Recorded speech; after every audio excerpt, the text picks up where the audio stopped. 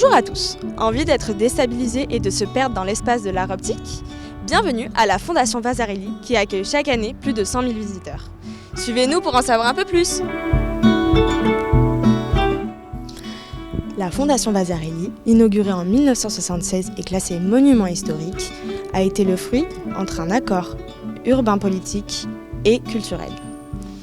Félix Ciccolini, élu maire d'Aix-en-Provence en 1971, avait pour objectif de dynamiser la ville d'Aix-en-Provence, alors en mutation. Et c'est pourquoi il fait appel à Victor Vasarely, qui avait déjà une idée de projet en tête. Il accepte donc la proposition de la municipalité et bénéficie d'un terrain où est édifiée la fondation.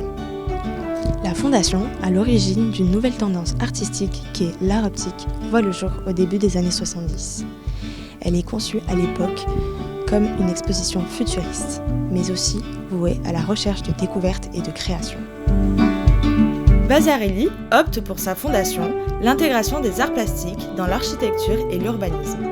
Comme vous pouvez le voir, ces arts et technologies des années 70 se composent de 16 hexagones de 14 mètres de largeur à la forme d'un essaim d'abeilles. En façade, le jeu d'alternance binaire cercle et carré, noir et blanc, vous plongera dans une perception cinétique.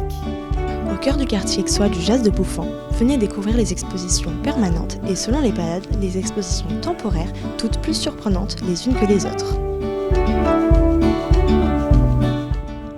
On ne peut terminer cette vidéo sans aborder la question de l'impact de la Fondation sur la ville d'Aix-en-Provence.